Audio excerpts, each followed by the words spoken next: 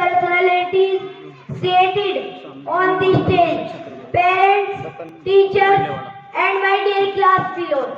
Assalamu alaikum. I would to like to start my speech with Urdu poetry.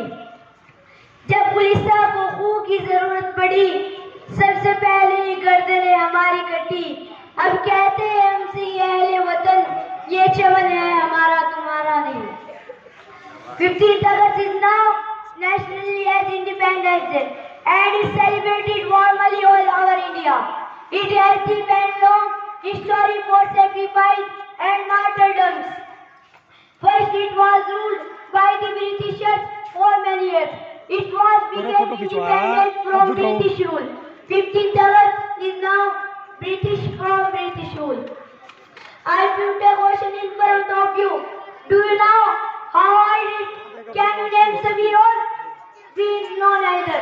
We know our children. And now I am going. Thank you so much, Jazakallah.